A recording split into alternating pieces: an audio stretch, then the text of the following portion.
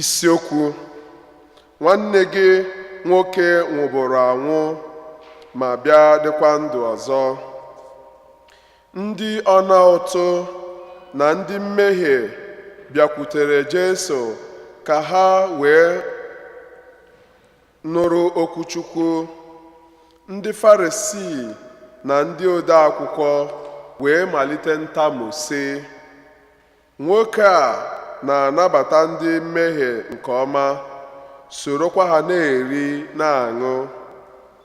N'ihi ya, Jesu wee tụọrọ ha ilu sị, otu nwoke nwere ụmụ nwoke abụọ. Nke nta n'ime ha sịrị nna ya, nna m, kee ihe gị niile, bunye m nke ruru m. Nna ya wee kewaara ha akụ na ụba dị n'obi ya.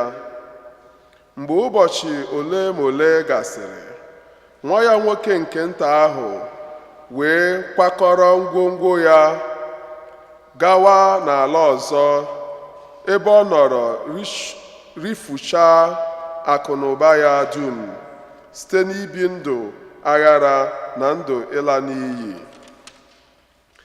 Mgbe o mefusịrị ihe niile o nwere, oke ọnwụ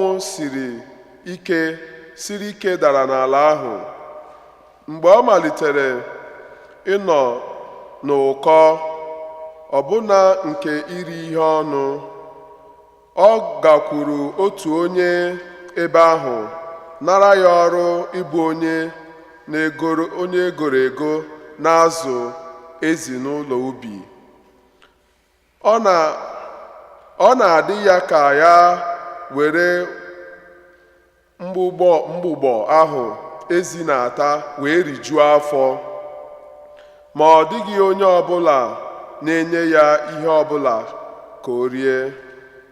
Ma mgbe ọ matara onwe ya, ọ jụrụ onwe ya sị, ọ dị ụmụ odibo ole egosiri ego nọ n'obi nna m, na-eme erimeri ka o siri masị ha. Gịnị mere na m ji nọdụ ebe a na-anwụ n'agụụ? Mbanụ, aga m ahapụ ebe a lakwuru nna m, sị ya, nna m, biko emehiela m, mejọọ eluigwe mejọọkwa gị. Ekwesịghị m ka a kpọọ m nwa gị ọzọ. Mee m ka abụ m otu n'ime ụmụ odibo gị egoro ego. O wee bilie lakwuru nna ya. Mgbe ọ ka nọ n'ebe dị anya, nna ya letịrị anya hụ ya, wee mere ya ebere. Nna ya gbara ọsọ wee makụọ ya, bịakwa were ịhụnanya susuo ya ọnụ. Ma nwa ahụ sịrị nna ya, nna m, emeela m njọ, mejọọ eluigwe mejọkwa gị.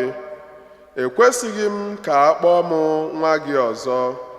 Ma nna ya gwara ụmụ odibo ya, meenụ ngwa ngwa, chịpụta uwe mwụda kacha mma, yikwasa ya nwa m a, gbanyekwa ya mgbaaka n'aka na akpụkpọ ụkwụ n'ụkwụ. Sekpụpụtanụ ehi ahụ gbara abụba, gbuonụ ya, ka anyị kpọọnụ oriri, ṅụrịkwanụ. N'ihi na nwa m nwụbụrụ anwụ ma bịakwa teta na ndụ ọzọ. O fuburu efu ma a chọtakwara ya. Ha bidoro oriri na ọṅụṅụ. Ma nwa ya nke diọkpara si n'ubi na-alọta. Mgbe o rutere n'ụlọ nso, wee nụ ụda egwu, hụkwa ndị na-agba egwu, ọ kpọrọ otu nwaodibo wee jụọ ya ihe na-emenụ. Nwaodibo ahụ wee sị ya, nwanne gị lọtara. Nna gị wee gbuo nwa ehi ahụ gbara abụba, n'ihi na ọ lọtara n'udo na n'ahụike. Ma o jiri iwe jụ ịbanye n'ụlọ oriri ahụ. Ma nna ya bịakwutere ya rịọ ya ka ọ bata n'ụlọ. Ma ọ sịrị nna ya, lee, afọ ole m tara gị ahụhụ, o nwebeghị mgbe ọbụla m nupụrụ gị isi, ma ị wepụtaghị otu nwa mkpi nye m ka mụ na ndị enyi m wee kpọọ oriri. Ma mgbe nwa gị nke a ya na ụmụ nwanyị akwụna ripịasịrị ihe niile iji biri lọtara, i wee gbuoro ya nwa ehi ahụ mara abụba. Nna ya wee sị ya, nwa m, mụ na gị nọ mgbe niile, ihe niile m nwere bụ nke gị. O kwesịrị ekwesị ka anyị rie ka obi ụtọ anyị ụtọ, ka anyị ṅụrịkwa ọṅụ, n'ihi na nwanne gị nke a nwụbụrụ anwụ bịakwa dị ndụ ọzọ, o fuburu efu, e wee chọta ya. Ozi ọma nke o sepụrụ ụwa.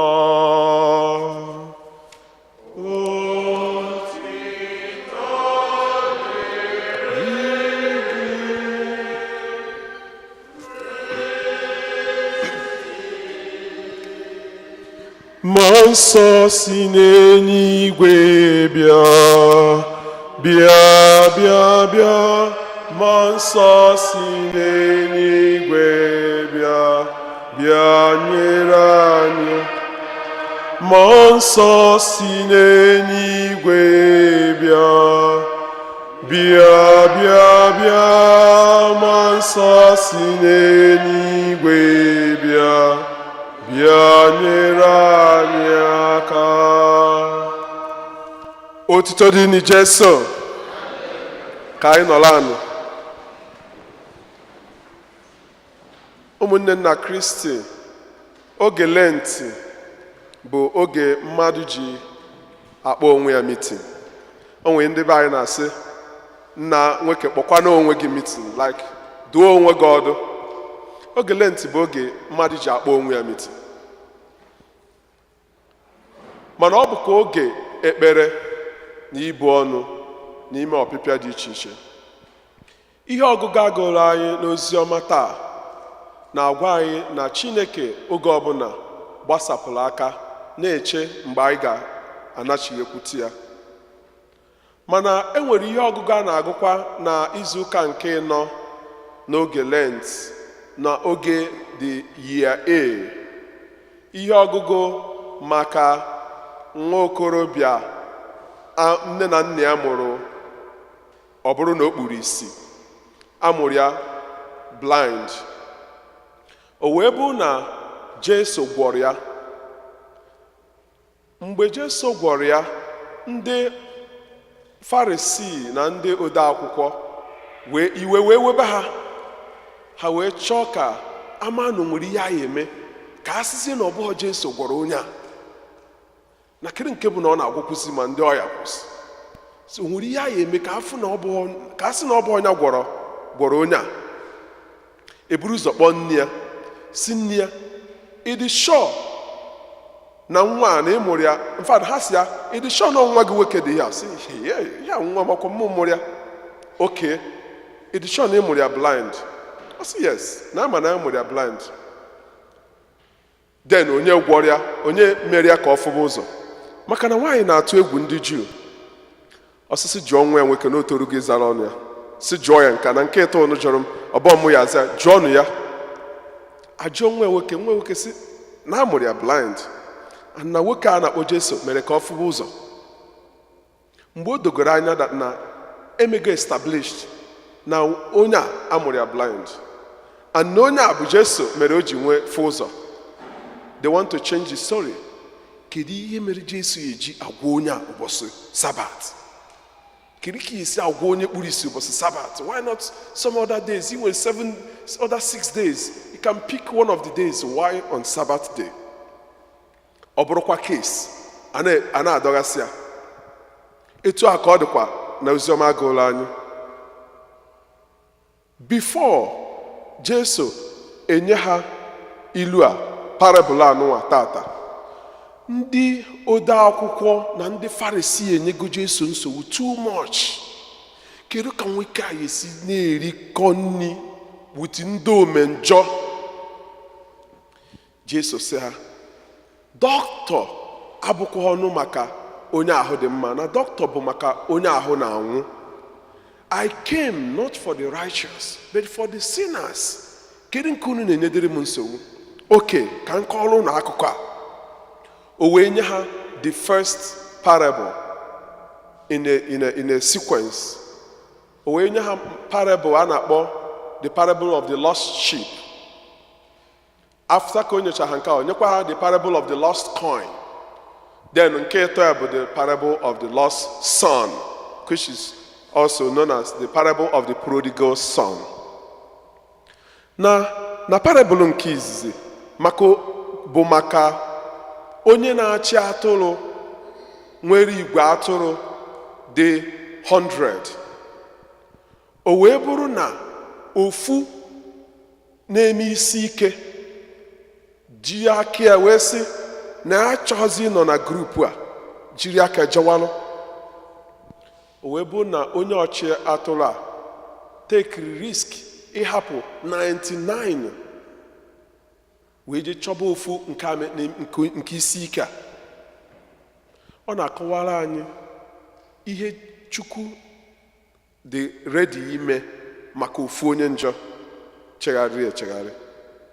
Na uche mmadụ, ọ ihe onye ala ya eme dị ihe ahụ.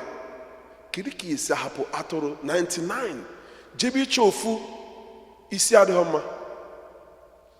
Ọ na-akọwara anyị maka ihe Chukwu nwere ike ime maka ofu onye n'ime anyị mgbe o jehiere ụzọ.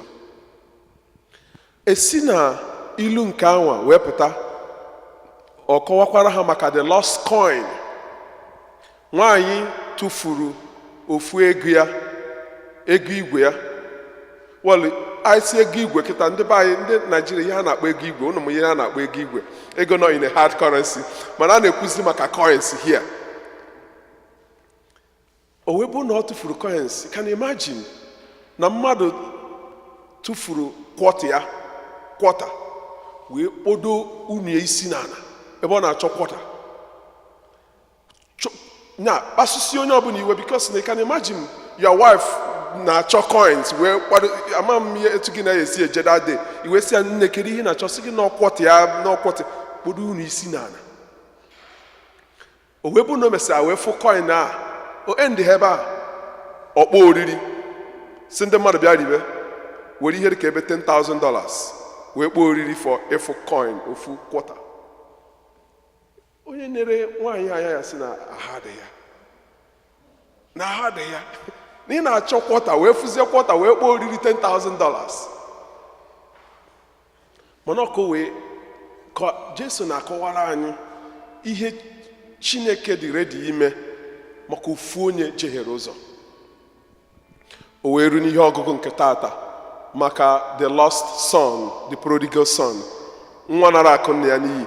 Ị chọrọ ka e were gị maa atụ nwa nara akụ nne ya n'iyi? It's a terrible thing to say to someone. Na ịbụ nwa nara akụ nne ya n'iyi. Ọkwa nke obere nwa ọ bụkwa ha nke diọkpara.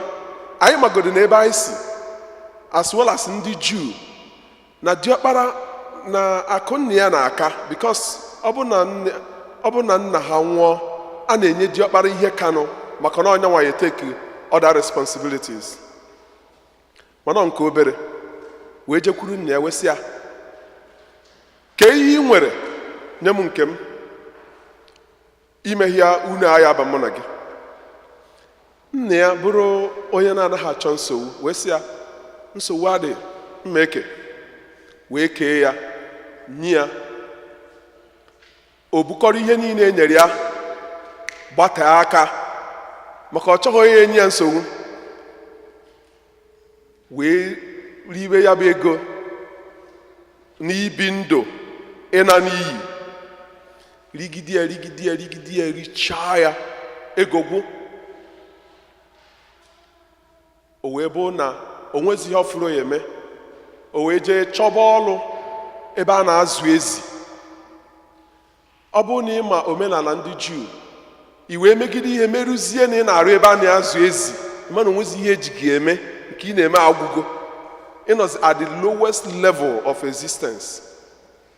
All this level ka nwa nara akụ nna ya n'iyi nọzi ọgwụghọ ebe ahụ o wee bụrụ na ọ na-agụkwa ozi agụụ ọ bụrụ na o nwere ike inwe opportunity na-eritụkwazi ma nni ezi ka o wee rijikwa n'afọ agụgbo mmadụ. That will tell you his level. And this is the level anyị na-anọ mgbe ọbụla anyị si n'ebe Chineke nọ wepụ. Ọ ihe onye nwe anyị na-agwa anyị, ọ ihe Jesu Kristi na-agwa anyị na nwa anara akụ nna ya n'iyi o chefugo background ya, ọ maazị onye ọ bụ, o lụzugo identity, lụzukwuo direction. It happens to us from time to time. E nwere akụkọ a na-akọ maka mmọnwụ abụọ. Ọ dịnwebugo ebe m kọrọ ya bụ akụkọ. Mmọnwụ abụọ, ofu n'ime mmọnwụ ndị a chefuziri onye ọ bụ. O chefuru identity, ọ maazị na ọ bụ mmọnwụ self, o chefugo na ọ bụ mmụọ. O wee bụ na ha si n'ọhịa dakapụta mmọnwụ abụọ a wee fụ nwa agbọghọbịa bụ ụkwa ọ na-eji abịa, ụkwa esiri esi, ọkụ ka si na ya pụta. Nwa agbọghọbịa wee fụ mmọnwụ na-abụ si n'ọfịa wee pụta, dọbalata ụkwa gbaba ọsọ. Ofu n'ime mmọnwụ n'anya onwere onye ọfụ, ọ sị ka anyị yọkele ụkwa maka na mmọnwụ bụ mmọnwụ ndị Abakaliki. Ka anyị yọkele ụkwa, ka anyị yọkele ụkwa. Mmọnwụ nke ọzọ wee sị ya, ayọkelela na ịbụ mma, ayọkele n'ụkwa na ịbụ mma, ịmara onye ịbụ. Anwakwana anwa, anyị akọkwara ya mmadụ na mmụọ na-eri ụkwa, mana agụụ na-agụ n'onweke, oge na-ediri iri something. O wepụ na mgbe ụfọdụ anyị lose identity, anyị amazi onye anyị bụ, anyị amazi onye anyị bụ. It happens in most of the things anyị na-eme. O nwere something na-enene na social media ebe ofu agadi nwoke fụrụ nwata nwa agbọghọbịa. The girl na say, are you married? I say, no, I'm not married. The girl will go see a picture ebe ya na family. I say, is this not your photo? Or say, na ihe abụ, I mean, nwoke anarigo at that level, ọ maazị identity ya, o lụzugo identity. Ọ ihe abụ ebe nwa nara akụ nna ya n'iyi fụtara onwe ya today. Mana ọ mesịrị akpọ onwe ya meeting. Mba, ọ kpọrọ onwe ya meeting. Very important. The English translation say, he came back to his senses. O wee sị, ngana, ụna adịa.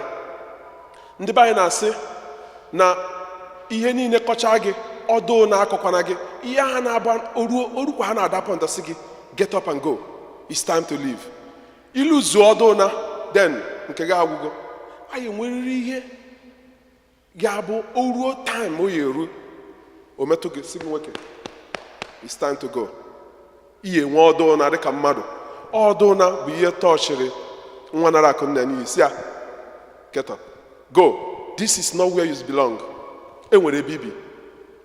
So, ọ na-ego onwe ya, kpọọ onwe ya meeting, si onwe ya na etosi oziri ịbụ nwa na obi nne ya, maka na o were go ọsọ nchip ya ka o ji erifu ya o.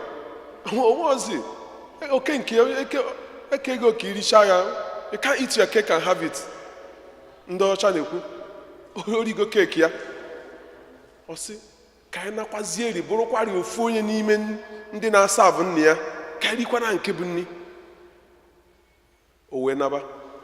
Mana one good thing about God, and sometimes it happens in our own lives too. E nwere akụkọ maka di na nwunye. Nke nwoke si nwunye ya na ya akpọta nne ya emego old, nna nke nwoke agbagotego na ahọ. Na ya akpọta ka ọ bịa biri with them. Why ba? How could you even think of that? Ịkpọta nna gị ka ọ bịa biri ba, ka ọ bịa ka anyị na-ebiri.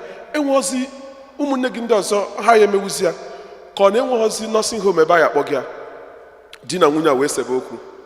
Ha anaghị ege onwe ha ọnụ for abalị n'one. O wee bụrụ na anọkọta nke nwaanyị wee sị, ka I take that bold step, ka I je apologize to the husband. Not knowing na mgbe nyanwa na plan ije apologize to the husband is also planning to apologize to her. Sometimes these two hearts are longing for each other. then the pride will stand in the middle. The pride, mpako abụrụ problem enwere. Na nwa nara akụ nna ya n'iyi na nna ya, ka ọ na-akwado ka ọ nachigakwu nna ya jee yọọ ya sị ya ekwesị ọzọ m ịbụ nwa gị. Ọ maha na nna ya na onwe ya na-akwado na mbọsị ọ bụ na ọ ga-afụ nwa na ọ ga-eme ya eze. O wee bụrụ na mgbe nna ya nọ wee fụ ebe dị anya, wee rọchie ya makụọ ya na-ayọ ya, nwa m, thank God you came back alive.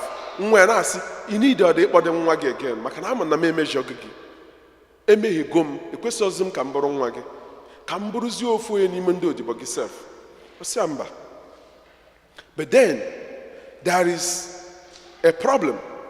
The older son, just like mgbe ọbụla anyị decide na anyị ga-anatakwa, enwere ihe na-echere gị n'ụzọ si gị kere ka ihe esi anabazi kịta, ị na-ahazi n'oge, ị na-atụ late, ị na-atụ early.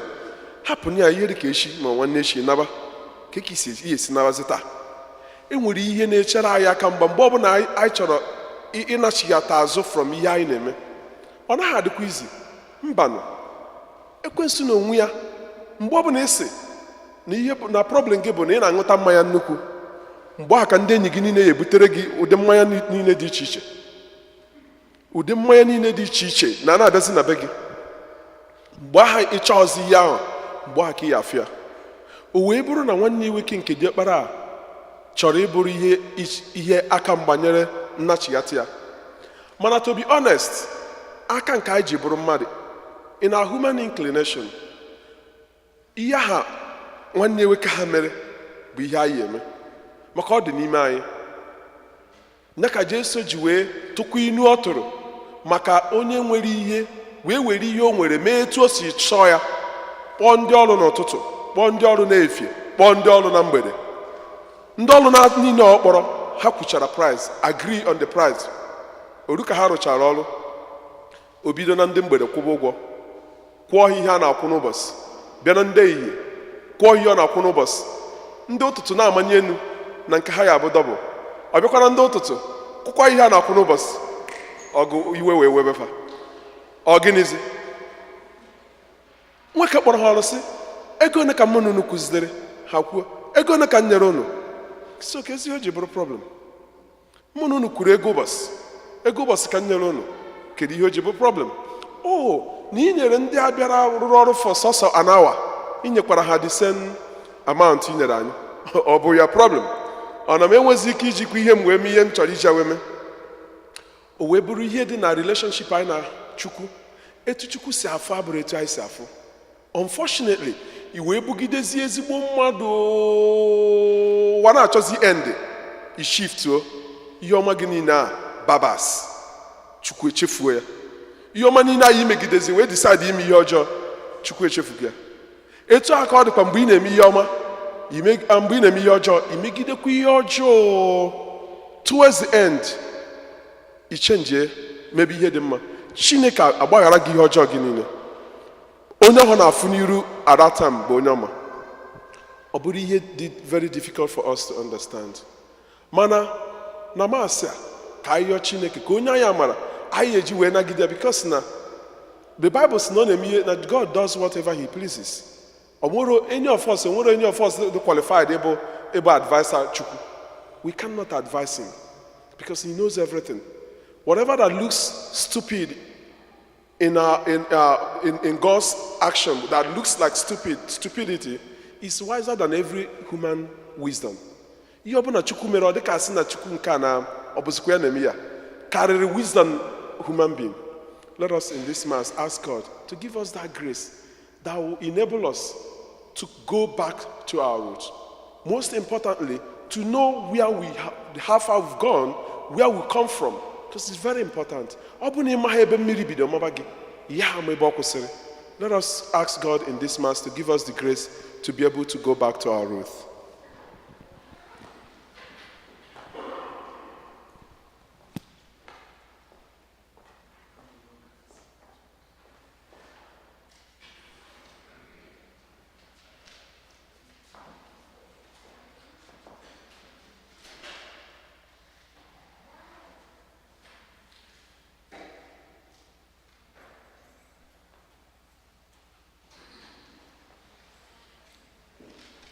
Ka anyị kwụ n'ọtọ kwupụta okwukwe anyị. Ekwe m n'otu Chineke na-ajị ike niile, onye mere n'igwe na ana, ihe dum a na-ahụ anya na ndị anaghị ahụ anya, ya na otu onye nwe anyị Jesu Kristi, so otu nwa Chineke mụrụ, nna mụrụ tupu ụwa tụọ ụwa niile. Chukwu si na Chukwu, ihe si n'ihe, ezi Chukwu si na ezi Chukwu, a bụrụ ya mụ eme ihe eme, ya na nna bụ otu ihe n'ihe ha ji bụrụ Chukwu, onye si na ya mee ihe dum, onye maka ihe anyị bụ mmadụ na maka ihe nzọpụta anyị si n'eluigwe gbadata, o were arụ na Virgin Maria site na mmụọ nsọ, ọ bụrụ mmadụ, abịa gbọgbuo ya n'oge n'ihe anyị, n'oge ọchịchị Pontius Pilate, ọta ahụhụ, ọnwụọ, enye ya, ma o bilitere n'ụbọchị nke atọ ka akwụkwọ nsọ siri kwuo, ọ rọgoro n'eluigwe nọdụ n'aka nne Chukwu Nna. Ọ ga-abịaghachi ọzọ n'ebube ya ikpe ndị dị ndụ na ndị nwụrụ anwụ ikpe, onye ọchịchị ya na-enweghị njedebe. Ekwe na mmụọ nsọ, onye nwe anyị na-enye ndụ, onye si na nna na nwa pụta, onye a na-esegburu na-etokọdo ya na nna na nwa, onye si na ndị amụma kwuo okwu. Ekwe m n'otu nzukọ nsọ Katọlik na Apọstọlik, ekwupụta m otu baptizim nke mgbaghara njọ. Ana m atụ anya mbilite n'ọnwụ ndị nwụrụ anwụ na ndụ ụwa ga-abịanụ. Amen. Ekpere nke ndị kwelụnụ mmadụ ịtọ ga-edu anyị n'ekpere. Chineke onye fụrụ anyị n'anya, n'ụbọchị tata, isi anyị niile bịakwute gị, na mgbe ọbụla anyị bịakwutere gị, ị na-emepe aka gị were ekulu anyị n'arụ. Anyị na-achọ iwere ọnọdụ anyị niile, mkpa nke ezinụlọ anyị, mkpa nke anyị niile, ma nke ebe anyị na-alụ ọrụ, ma nke ụmụntakịrị anyị, ma nke ezinụlọ anyị dị iche iche, gosipụta gị, n'ihi na anyị nwere okwukwe siri ike na ị ga-aza ekpere anyị.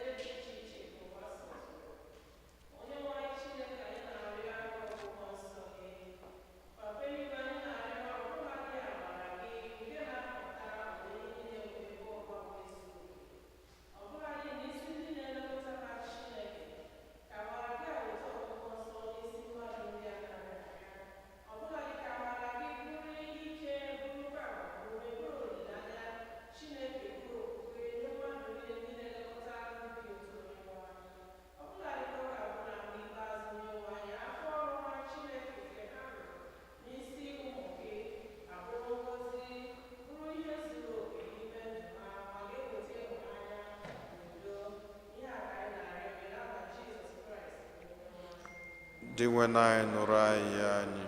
Ka anyị ekpere maka nzukọ nsọ Katọlik gazuru ụwa niile, onye ndị egwu Pope Francis, ndị kadinal, ndị bishọp, ndị mufayis, ndị ụkọchukwu niile, ndị Chineke ji agwọ obodo n'ọka ya, ka Chineke na-edu ha, na-agbaziri ha ka ha nwekwa ike na-edu anya ọrụ ndị nke Chineke tinyere ha n'aka, nke ga-abụ oge ikpeazụ nwoke onye ọbụla n'ime anyị ka a ga-achọ n'alaeze Chineke.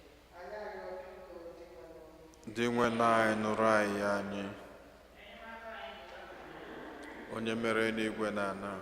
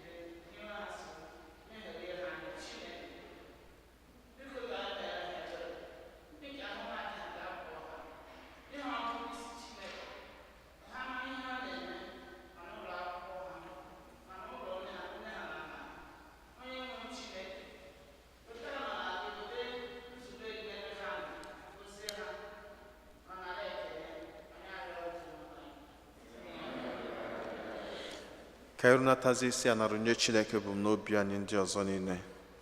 Ka anyị chetakwa n'ụzọ pụrụ iche ezinụlọ nna ndị na-ekele Chineke maka amala ya niile n'ebe ha nọ. A na-echetakwazi ezumike mkpụrụ obi Kristian Ọnụọra, ọ bụ nwanne anyị nwanyị Mary Rose Aneke, si ka anyị chetalịa nwanne ya. A na-echetakwazi mba Ukraine na-ayọ ka reconciliation nke Chineke gosipụtara anyị niile tata nwee ike banye n'obodo ahụ, ka nnukwu ọgbaghara anụnwa nke na-erugharị ebe niile, nke nwere ike ibute nnukwu ọgbaghara n'ụwa anụnwa, ka Chineke ji aka ya kpochapụ ọgbaghara ahụ, ka udo wee nwee ike chi. Onye nwe anyị Chineke, anyị ewelugo ọtụtụ ebumnobi anyị, mkpa anyị niile na ọnọdụ ezinụlọ anyị niile nye gị n'aka n'ụbọchị tata. Anyị ma nke ọma n'ihi na ịgwala anyị n'akwụkwọ nke John 10:27 na ihe ọbụla etinye n'ọba aka gị bụ Chineke na ọ da adafu na ata adafu. Ihe ọbụla gị bụ Chineke jigidesiri ike na ekwensu bụ onye ile anyị nwere ọgbawa gị aka wele ya.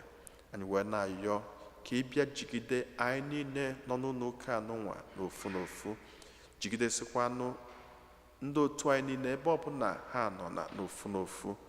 Gọzie anyị, gọzie ezinụlọ anyị, gọzie ụmụnne anyị, gọzie nne, gọzie nna, gọzie ụmụntakịrị, gọzikwaziala anyị aka ọlụ anyị niile, ka izu ụka anụnwa nke anyị banyere ma karịala anyị na mma site na Kristi onye nwe anyị.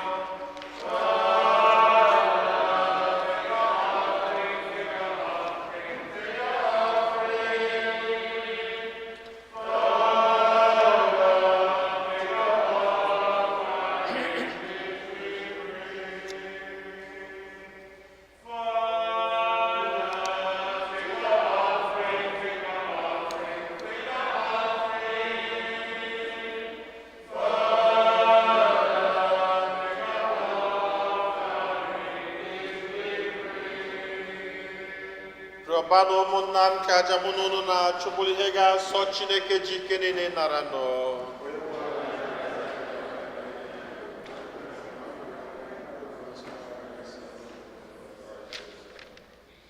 Onye nwe anyị ji aṅụrị ebutere gị onyinye ndị a bụ ihe iji agwọ anyị ọrịa mgbe dum.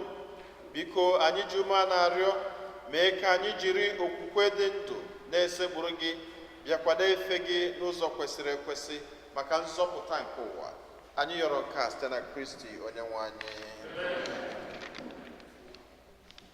Onye nwe anyị nọ onye n'ụlọ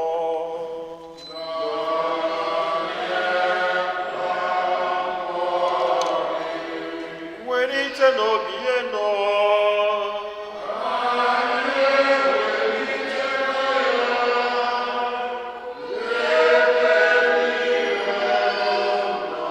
Ka anyị nye n'ụdị nwenụ Chukwu anyị ya ekele.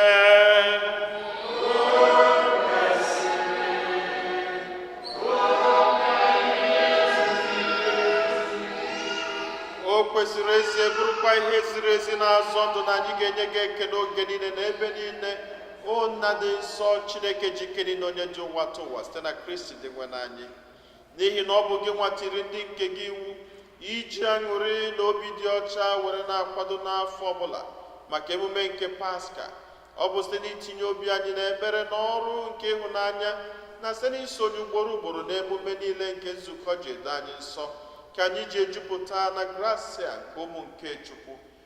N'ihi nke a, anyị na-eso igwe ndị mama niile nke eluigwe na-eto ebube gị oge niile na ukwe na ekwe.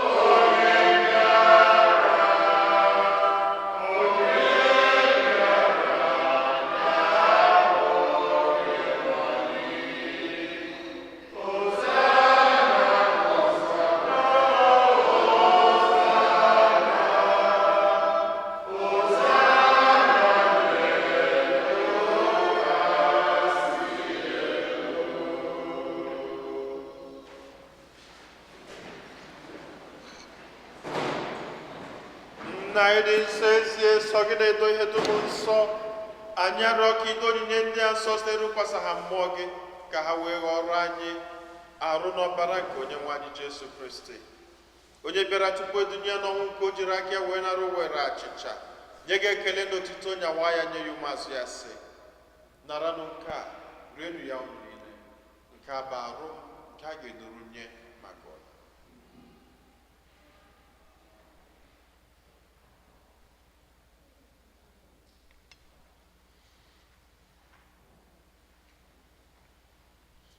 Otu akwa ka o si mee mgbe ha richara nri anyasị, o buru iko mmanya nyekwa gị ekele n'otito bunye ya ụmụazụ ya sị, naranụ nke a ṅụọnụ ya ọnụ niile, nke a bụ iko nke ọbara m nke ọgbụgba ndụ ọhụrụ dị ebebe, a ga-agba ya n'ihu nna n'ihi mmadụ niile ka e were gbaghara njọ, na-emenụ nke a na ncheta nke m.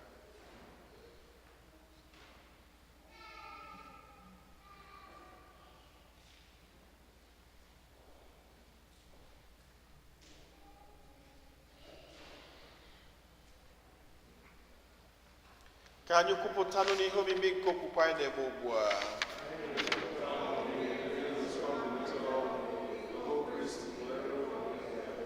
Nna, na ncheta nke ọnwụ na mbilite n'ọnwụ nke nwa gị, anyị ebunye gị achịcha nke ndụ na iko nke nzọpụta. Anyị na-ekele gị n'ihi na ikwere ka anyị dị mma ikwuru n'ihu gị na-efe gị. Anyị ji ume a na-arịọ ka anyị bụ ndị na-anata arụ n'ọbara nke Kristi bụrụ otu site na njikọ nke mmụọ nsọ. Nna, cheta nzukọ gị gazuru ụwa niile, mee ka ịhụnanya gị jupụta ya. Gọzie popu anyị bụ Francis na bishọp anyị bụ Robert na ndị ofufe ọta gị niile. Chetakwa ụmụnne anyị ndị ji okwukwe wee gaa n'ezumike nke ọnwụ. Kpọbata ha na ndị ọzọ niile nwụrụ anwụ n'ihe nke ebube gị. Biko meere anyị niile ebere ka anyị soro Virgin Maria dị ngọzi, nne nke Chukwu, na ndị apọstụl na ndị nsọ gị niile, ndị mere uche gị n'ụwa wee keta ndụ ebube, ka anyị sorokwa ha na-eto gị na-edo gị ebube site na Kristi dị nwere.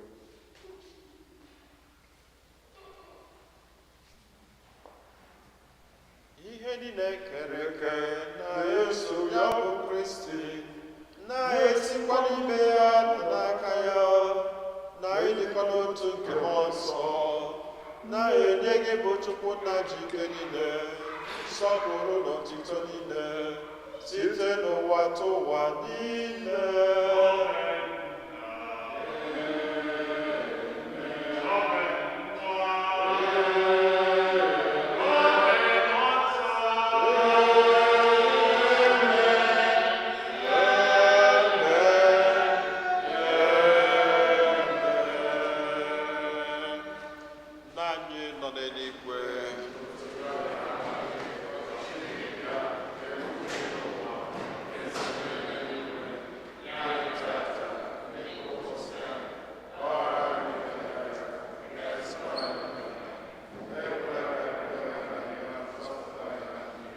Zọpụta n'anya anyị na-arịọ ka o sepụrụwa n'ajọ ihe niile, were ebere nye udo n'oge nke anyị site n'inye aka ebere gị ka zọpụta anyị niile na njọ oge niile.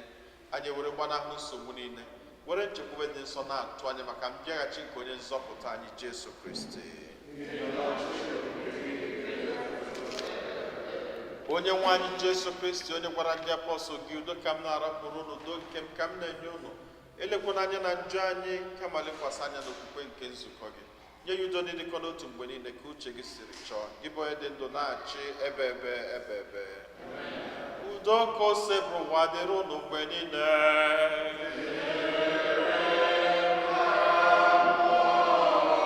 Nyerịta n'onwe unu wee ekene nke udo.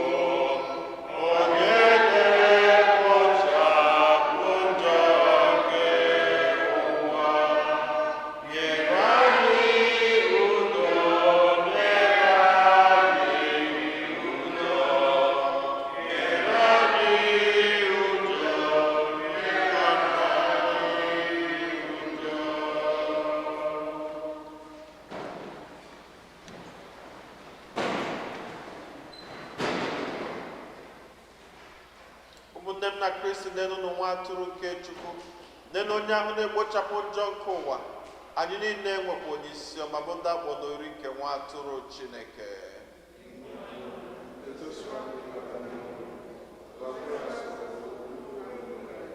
Ka arụ n'ọbara Kristi chekwaba anyị niile wee rue na ndụ ebebe.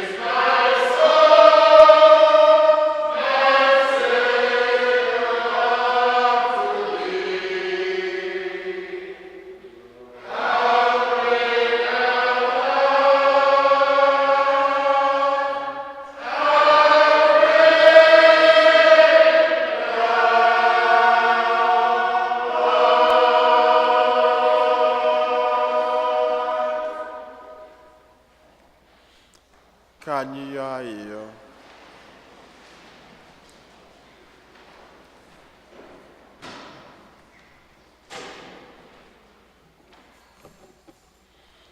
Chineke, ọ bụ gị na-enye mmadụ niile na-abata n'ụwa ihe. Biko were ebube nke amara gị hụnye ihe n'ime obi anyị, mee ka obi anyị jupụta n'ihe nke ozi ọma gị, ka anyị na-eme ihe na-amasị ebube eze gị mgbe niile, bịakwa nwee ezigbo ịhụnanya n'ebe ị nọ. Anyị rịọrọ nke a site na Kristi onye nwe anyị.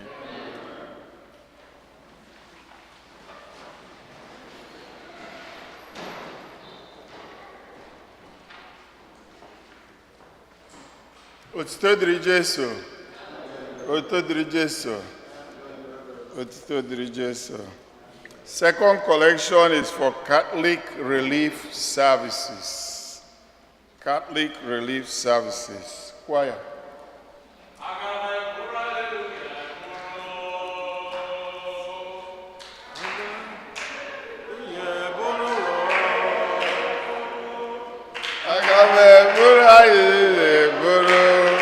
Para you ya para Omema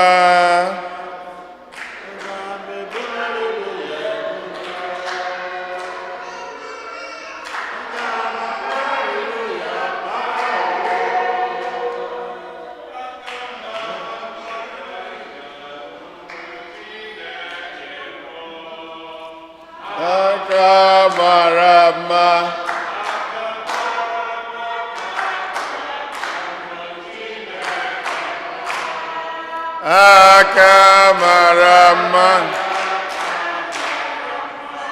Akamarama Akamarama Akamarama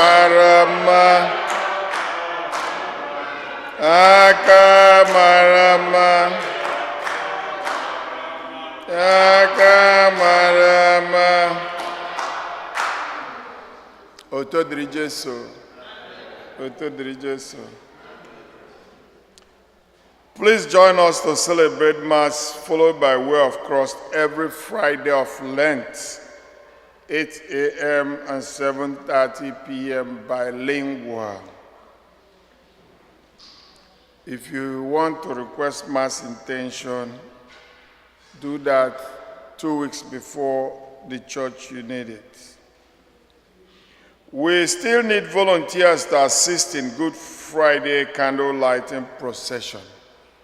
Also, if you would like to participate in the washing of feet for the Holy Thursday, please fill out the form inside the bulletin and drop it.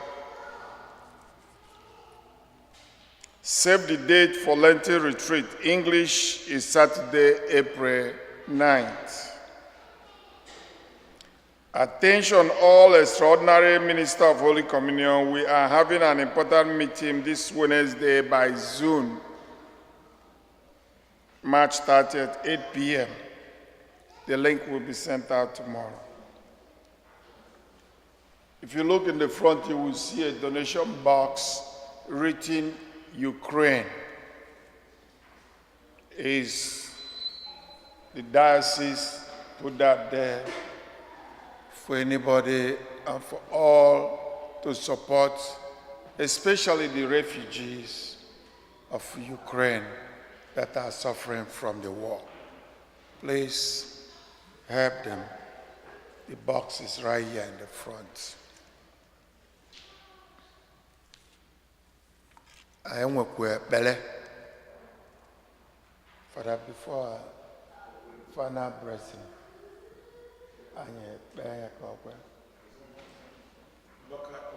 Ukraine.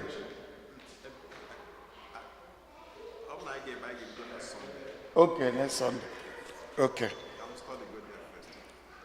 The kids, today is their Sunday. Come out for the Mass or for their blessing.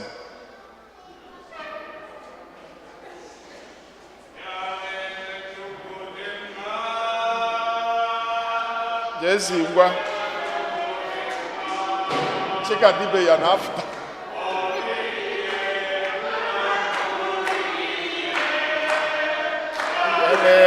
Chukwu dị mma. Bịa lee na Chukwu dị mma.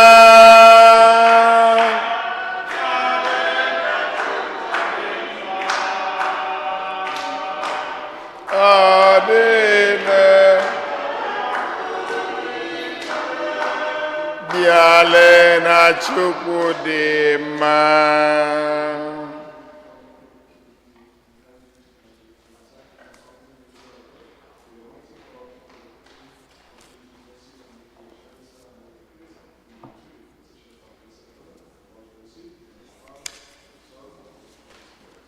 Amen. Come and see the Lord is Oh, come and see the Lord is good. And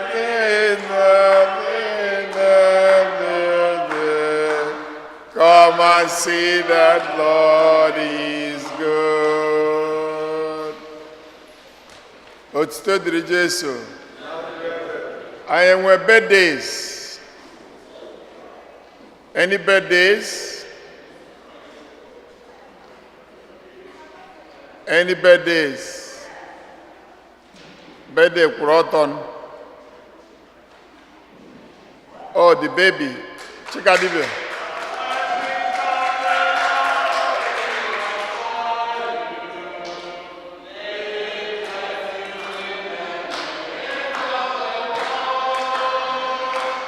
May the blessings of the Lord on you.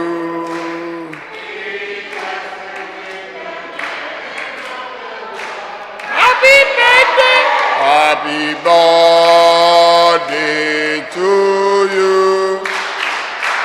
Happy birthday to you. Happy birthday, dear. Happy birthday to you. Any anniversary, and one anniversary, we want to welcome. I know no brother is on. I be making fabi nandi be. I assume no. Do we have newcomers? Today is the first time you are celebrating with us. Otito dịrị Jesu. Otito dịrị Jesu. Just a little addition. Unu mana a na-eme retreat n'oge Lent. Oge Lent bụ oge retreat. I know na usually anyị na-enwe private retreat nke anyị as Igbo Catholic community. But for some reasons this year, I ga-enwe parish retreat on the 9th of April. So now you can combine off for this year, just for this year. The next year, quasi, and you maybe a separate one. I think in the parish gave it 12 to 2, either 12 to 2, but by next Sunday it will be very clear on the time, on the 9th of April. On the 9th of April, because the game we can join on a retreat, not the all part of Lenten observance. And they can accuse Father John Paul. Ono mo nya obo nokwe. Okay. On nwanyi nwoke. Anyị so support ya rinne mgbe ọ nọ na seminary. Chineke mekwa belo chie Father.